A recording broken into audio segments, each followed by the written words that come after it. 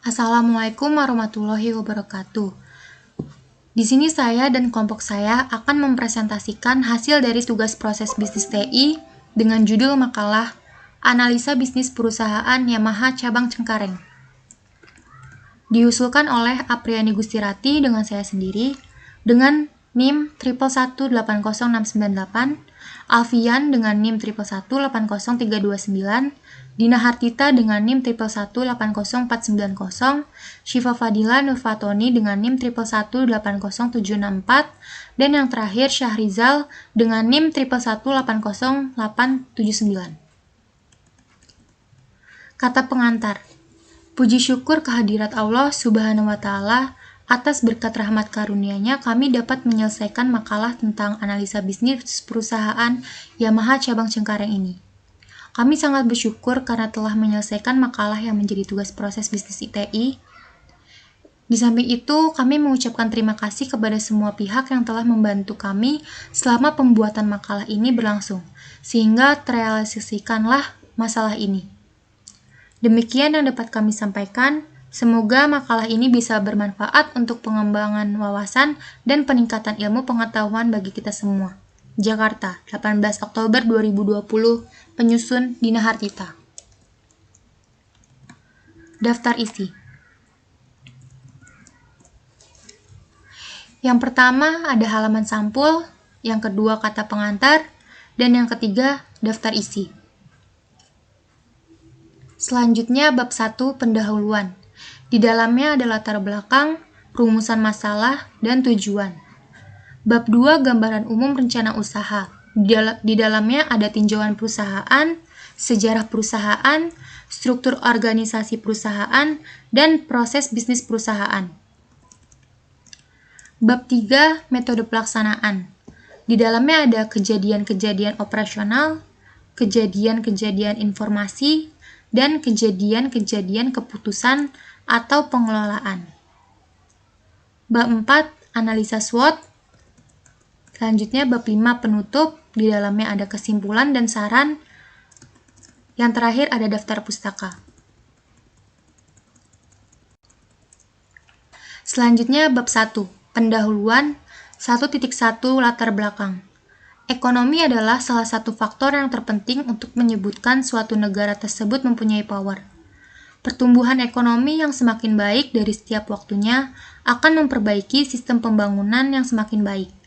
Akan tetapi, salah satu faktor yang mempengaruhi perjalanan perekonomian suatu negara adalah stabilitas perekonomian global. Apabila stabilitas perekonomian global dikendalikan dengan baik, maka peluasan krisis finansial ke berbagai negara dapat diminimalisir. Salah satunya perkembangan dunia otomotif di beberapa negara di Asia, khususnya Indonesia. Saat ini melaju dengan sangat cepat. Tingginya permintaan atas kendaraan roda 2 ini merangsang minat para investor baik lokal maupun investor luar negeri berlomba-lomba untuk menjalankan bisnis ini dengan tujuan untuk mendapatkan keuntungan sebesar-besarnya.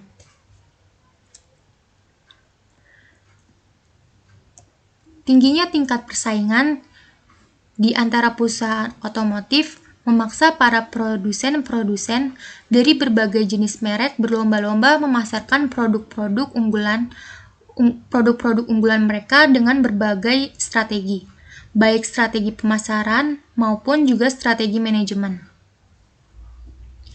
Manajemen strategi memiliki peran yang sangat penting dalam mendukung perkembangan suatu usaha. Dengan adanya strategi manajemen yang baik, perusahaan akan sangat mudah mengetahui hal-hal apa saja yang perlu dilakukan dalam menjalankan dan mengembangkan usahanya. Apa yang menjadi kekuatan dan kelemahan yang dimiliki, serta seberapa besar peluang dan ancaman yang sedang dihadapi oleh perusahaan akan dapat diselesaikan apabila perusahaan memiliki strategi manajemen yang baik. Kebijakan-kebijakan yang dianggap tidak memberikan dampak positif terhadap perkembangan usaha dapat dijadikan acuan sebagai manajemen strategi yang kurang tepat. Begitu pula dengan kebijakan-kebijakan yang dianggap memiliki nilai tambah dapat dijadikan sebagai landasan atas kebijakan-kebijakan yang akan diambil pada masa yang akan datang.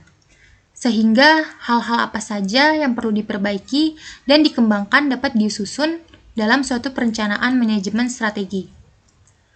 Banyaknya perusahaan di Indonesia yang gagal dalam menjalankan usahanya dan kemudian mengalami kebangkrutan biasanya dikarenakan perusahaan kurang memiliki rencana yang matang serta menjalankan strategi-strategi manajemen yang kurang tepat. Sehingga perusahaan tidak mampu mengetahui bagaimana cara memperkenalkan produk mereka serta mengetahui apa yang menjadi kebutuhan masyarakat saat ini. Apa yang akan dilakukan, bagaimana cara melakukannya, apa yang ingin dicapai, serta apa dampak yang dihasilkan dari yang telah dilakukan. Merupakan hal-hal penting yang harus diperhatikan dalam membuat suatu kebijakan. Maka dari itu, untuk memutuskan suatu kebijakan yang akan dilakukan, manajemen harus terlebih dahulu mengevaluasi serta survei atas kebijakan tersebut. Sekian dari penjelasan saya, selanjutnya akan dijelaskan oleh teman saya. Kurang lebihnya mohon maaf. Wassalamualaikum warahmatullahi wabarakatuh.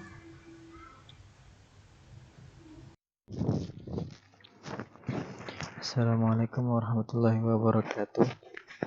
Perkenalkan, nama saya Alfian dari kelas 115A05 dengan NIM 11839 dari kelompok 8. Di sini saya akan menjelaskan tujuan. Berdasarkan latar belakang masalah yang telah diuraikan di atas, maka permasalahan yang akan dibahas adalah 1. Untuk mengetahui penilaian lingkungan bisnis perusahaan Yamaha Motor. 2. Untuk visi misi perusahaan Yamaha Motor. 3. Untuk mengetahui strategi pemasaran perusahaan motor. 1.3. Rumusan masalah. Ada beberapa rumusan masalah yang dapat disimpulkan dalam makalah ini, yaitu A. Sejarah dari PT Yamaha. B. Mengetahui visi, misi, tujuan, dan strategi PT Yamaha. C. Pengembangan visi dan misi dari PT Yamaha. D. Mengidentifikasi peluang dan tantangan eksternal PT Yamaha. E. Mengidentifikasi kelemahan dan ketentuan kekuatan internal PT Yamaha. F. Analisis SWOT dari PT Yamaha. G. Rekomendasi strategi spesifik untuk PT Yamaha. H. Spesifikasi dan rekomendasi yang dapat diterapkan oleh PT Yamaha. I. Tahapan untuk review dan evaluasi strategi. Bab 2. Proses bisnis perusahaan. 2.1 Tinjauan perusahaan. Misi 1. Untuk menciptakan masyarakat yang Yamaha yang sejahtera dan loyal dan mencapai perkembangan bisnis yang sehat dan berkelanjutan. Dengan memberikan pengalaman yang menyenangkan bagi pelanggan dan mudah diakses terhadap pelayanan dan produk yang berstandar kualitas dunia. Dengan mempergunakan sumber daya manusia yang handal, serta menggunakan teknologi terdepan yang tepat guna dan sistem bisnis yang berfokus kepada pelanggan. 2. Untuk menjadi produsen sepeda motor terdepan di Indonesia. Misi 1. Menyediakan produk pilihan yang inovatif dan bermutu tinggi dengan harga yang terjangkau. 2. Senantiasa meningkatkan kompetensi karyawan, teknologi, dan proses produksi. 2.1.3 Strategi Yamaha. Yamaha memiliki 3 pilar strategi yang membuat Yamaha dapat sesukses sekarang ini, yaitu 1. Produk manajemen. Yamaha Indonesia yang mempunyai slogan "Semakin di depan" berupaya untuk membuat produk berbeda kelas sehingga bisa masuk ke dalam pangsa pasar yang berbeda-beda. Yamaha dulu membuat motor Vega yang masuk ke dalam kelas premium, namun memang tidak terlalu berhasil. Saat itu Yamaha memutuskan untuk membuat merek motor baru untuk masuk kelas premium, yaitu Jupiter, dan mendowngradekan Vega ke dalam pasar low. Keputusan ini rupanya sangat tepat. Yamaha juga terus melakukan inovasi terhadap motor Vega dan menggunakannya teknologi tinggi. Walau kemunculan Jupiter pertama kali kurang mendapat respon positif karena menggunakan warna oranye yang di Indonesia identik dengan motor tukang pos. Yamaha telah melakukan riset pasar dan melakukan inovasi dari warna dan teknologi untuk motor kelas premium Jupiter dan hasilnya sungguh luar biasa.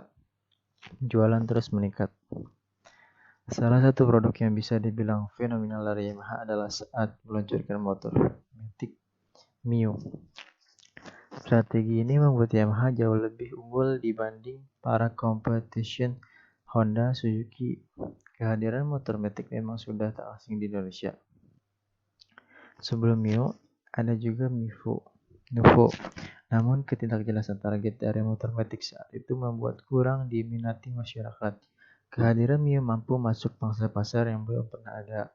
Dengan target yang jelas mengusung motor untuk wanita.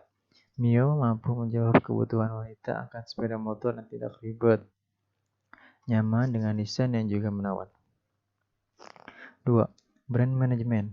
Brand management sangat penting dalam sebuah perusahaan, karena produk yang baik harus juga dibarengi dengan brand manajemen yang baik pula. Strategi Yamaha adalah agar selalu dekat dengan konsumen. Lewat konsep touring yang dilakukan Yamaha serta selalu hadir dalam kejuaraan nasional maupun internasional, membuat Yamaha kian melekat di benak masyarakat. Yamaha juga merubah slogan selalu di depan menjadi semakin di depan. Hal ini mempertegas bahwa Yamaha merupakan merek yang tangguh. Selain itu, Yamaha juga konsisten dengan brand ambasadornya seperti Komeng, Deddy Mizwar, dan Didi Peptet. Bahkan Yamaha juga punya George Lorenzo dan Valentino Rossi sebagai brand ambasador dunia. Sehingga hal ini akan semakin memperkuat manajemen merek Yamaha.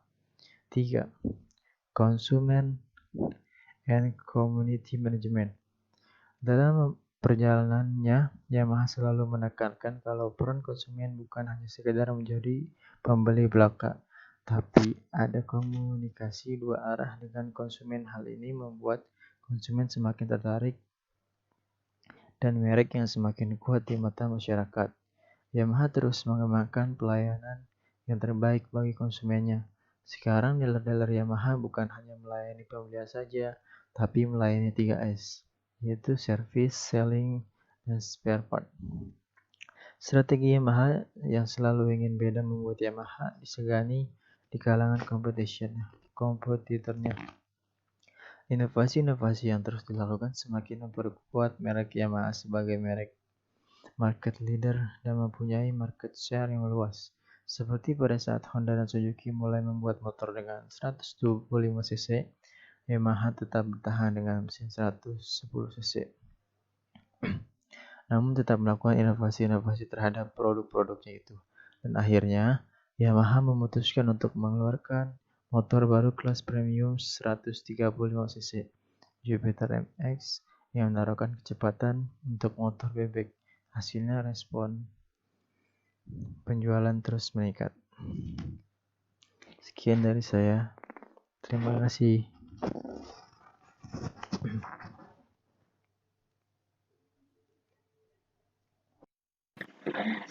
Assalamualaikum warahmatullahi wabarakatuh. Saya Syifa Fadil Nurfatoni dari kelas 11 5A05 dengan NIM 1118074 dari kelompok 8 ingin menjelaskan tentang sejarah perusahaan.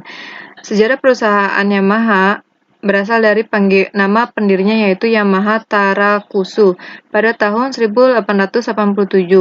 Merek Yamaha diambil dari nama sang pendiri yaitu Tarakusu Yamaha. Beliau yang dikenal sangat mengenal teknologi dan mengetahui dunia barat sejak masa mudanya. Semula menjadikan pelayanan perbaikan alat-alat kedokteran. Dengan keahlian ini, beliau diminta untuk memperbaiki sebuah organ, sebuah proyek yang akhirnya melahirkan merek Yamaha. Dengan kepercayaan dirinya yang tinggi akan keberhasilan usahanya ini, maka beliau berusaha menghadapi segala kemungkinan untuk mendirikan Yamaha Organ Works.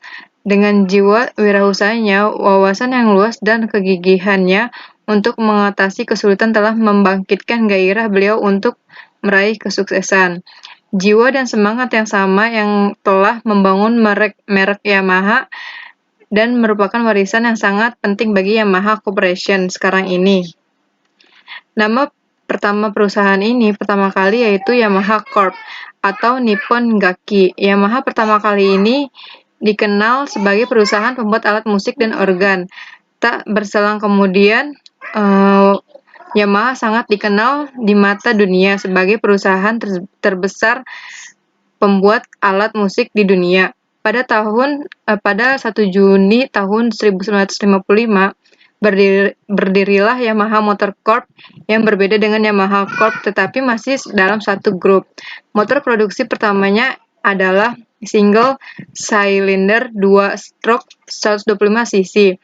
Motor 125 cc tersebut dikenal sebagai YA1 alias Atta Combo, dikenal juga sebagai Red Dragonfly. Motor ini lumayan sukses dan produksi berikutnya menggunakan engine 175 cc. Produksi motor berikutnya adalah Twin Cylinder YDI di tahun 1957. Sanggup mengeluarkan power 20 bhp dan mengenakan race mount sama di Jepang. Produksi sekitar 15.811 bikes dan jumlah ini masih di bawah Honda maupun Suzuki selanjutnya. Yamaha berkembang dengan cukup pesat di tahun 1959. Keluarlah motorsport pertamanya yang dikenal sebagai YDSI dengan 5-speed gearbox. Tahun 1960, produksinya meningkat 6 kali lipat menjadi 138.000 motor. Itulah sejarah singkat tentang PT Yamaha. Lalu, saya akan menjelaskan tentang struktur organisasi dan fungsinya. Untuk struktur organisasinya itu ada sales counter, admin, kepala cabang. Kepala cabang terdiri dari supervisor, sales terdiri dari leasing dan OB. Untuk kepala mekanik terdiri dari counter service dan anak mekanik. Lalu, fungsi dari struktur organisasi tersendiri adalah 1. Kepala cabang. Fungsinya sebagai memberi motivasi, dukungan, mengawasi, merencanakan penjualan dan kegiatan. 2. Mengawasi roda perusahaan. 3. Mengangkat dan memberhentikan pegawai. 2. Fungsi supervisor. 1. Mengawasi sales. 2. Bertanggung jawab atas sales. 3. Mengangkat dan memberhentikan tenaga sales. 4. Melaporkan hasil laporan penjualan kepada kepala cabang setiap bulannya. 3. Sales. Berfungsi sebagai tenaga penjual produk dan mencari pelanggan potensial. 4. Fungsi dari admin.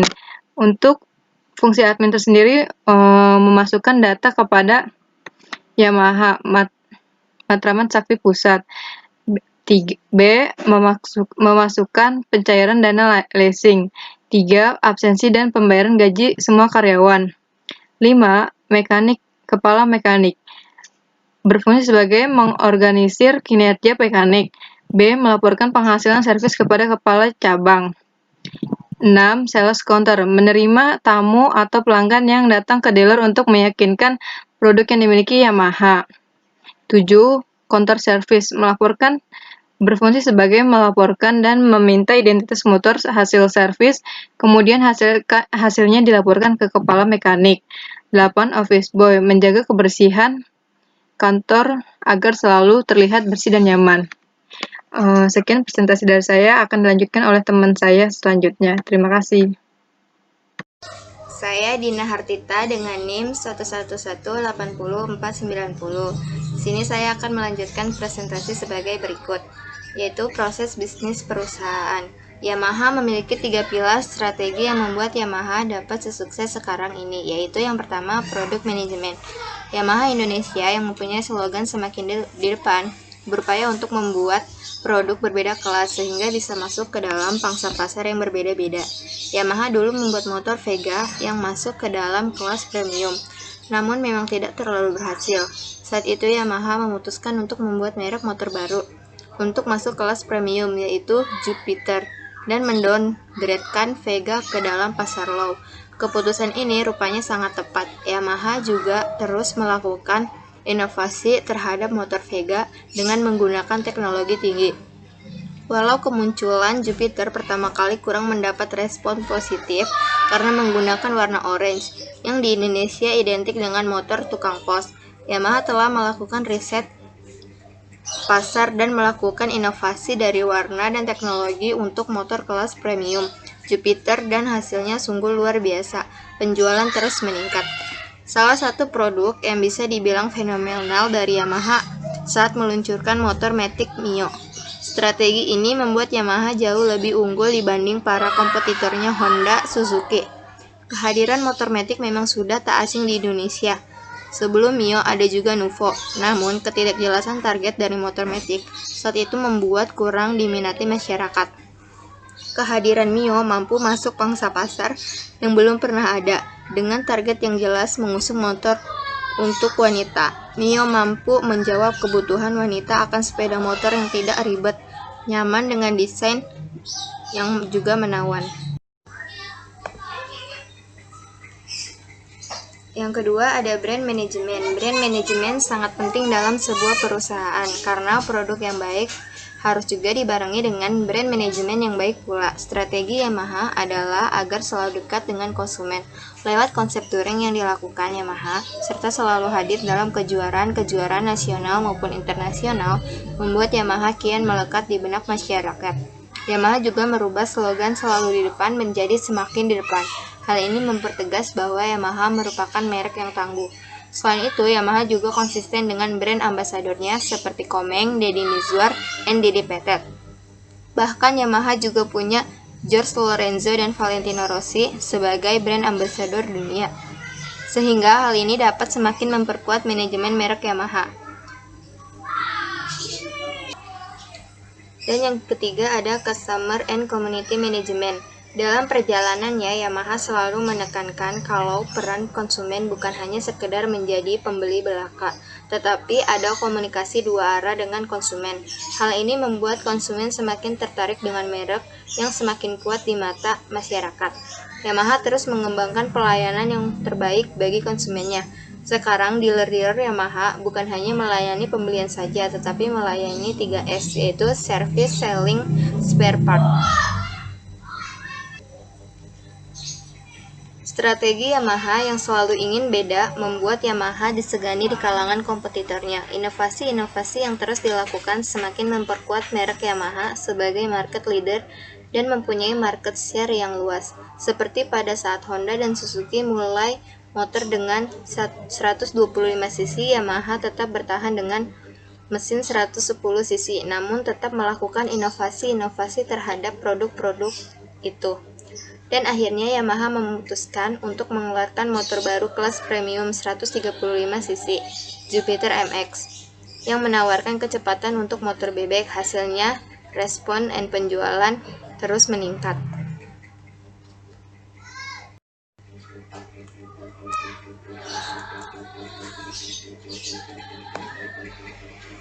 Berikut ini adalah contoh sistem laporan keuangan penjualan pada perusahaan Yamaha.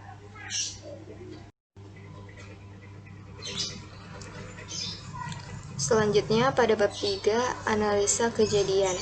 Kejadian-kejadian operasional. Kejadian-kejadian operasional pada proses bisnis penjualan atau pengumpulan PT Yamaha yaitu 1. Memasarkan barang, 2. Menerima pesanan dari pelanggan, 3. Mengirimkan barang pemesanan kepada pelanggan, 4. Menerima pembayaran dari pelanggan. Kejadian-kejadian informasi. Kejadian-kejadian informasi. Pada kejadian-kejadian informasi terdiri dari 3 aktivitas, yaitu yang pertama mencatat data dengan kejadian-kejadian operasional, yang kedua memelihara data yang penting bagi organisasi, yang ketiga melaporkan informasi yang berguna bagi para pengambil keputusan. Kejadian-kejadian keputusan atau pengelolaan. Kejadian-kejadian keputusan atau pengelolaan adalah aktivitas-aktivitas di mana para pimpinan membuat keputusan tentang perencanaan, pelaksanaan, pengawasan, dan penilaian proses-proses bisnis, yaitu 1. Pimpinan memutuskan untuk membuat produk baru, 2. Pimpinan memutuskan untuk membuka sebuah cabang baru. Kejadian-kejadian informasi yang mungkin dipicu oleh kejadian keputusan atau pengelolaan. Yang pertama, merekap dan membuat laporan penjualan. Yang kedua, mencatat aksesoris apa yang dicari namun tidak tersedia di toko.